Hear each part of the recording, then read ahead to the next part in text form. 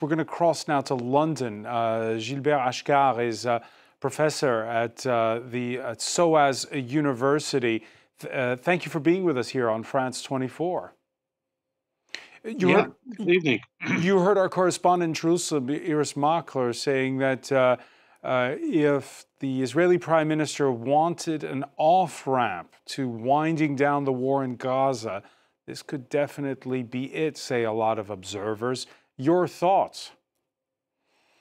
Well, if we're looking for a silver lining in this whole tragedy, let's hope that this might be the case. Although, of course, there are very different issues here. It's not only a matter of Sinwar. I mean, Israel has continued the war in Gaza because they don't even have, I mean, the Netanyahu government doesn't have any clear idea of what they want to do once they stop the war. And that's why I think that's a major reason for why they are continuing.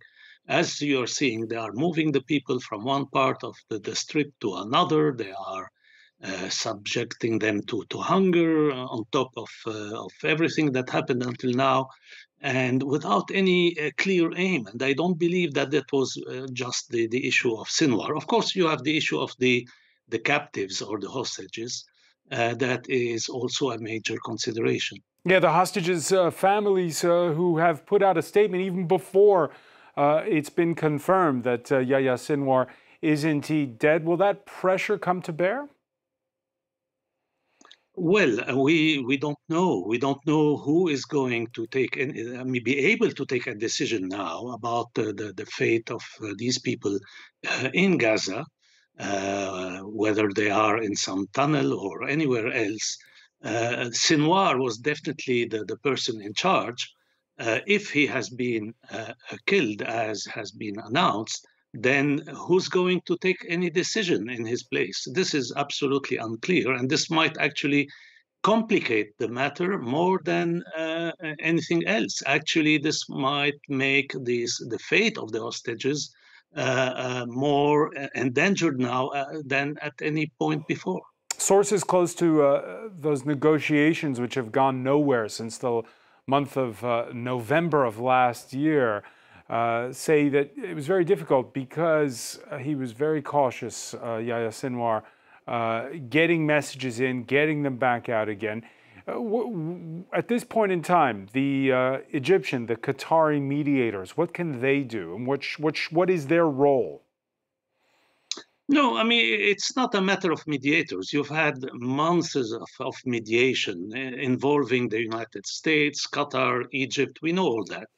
But the key point is, as even the US President Joe Biden acknowledged indirectly very recently, when he was asked whether Mr. Netanyahu was blocking any deal because he didn't want actually to make any gesture that could benefit the campaign of Kamala Harris. In other words, he is doing that. He is holding out on this because he wants to please Mr. Trump in the expectation that Mr. Trump might be elected president on the 5th of November. So if that's the case, that means actually that you won't have anyhow any kind of a deal in Gaza before the 5th of November.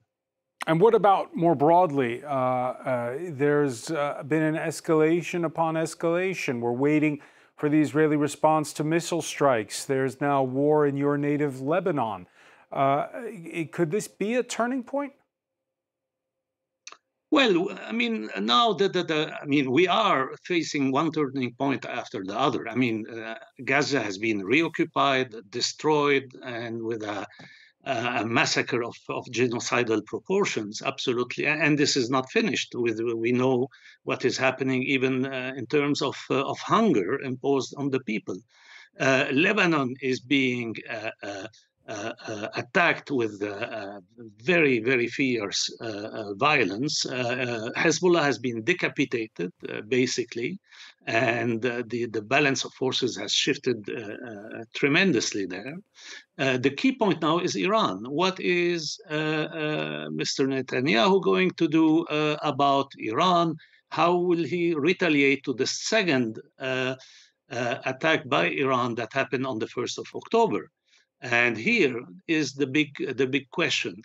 I would say that he is probably, I mean, in this case, in the case of Iran, that's where he can't go alone without really having the United States fully on board if he wanted to trigger a massive war. And that's why he is giving signs now that it would be again a limited retaliation, of course, of bigger consequences than last April, but still something that would remain within the tit for tat that is going on between Iran and Israel. Gilbert Achcar, so many thanks for joining us from London. Welcome.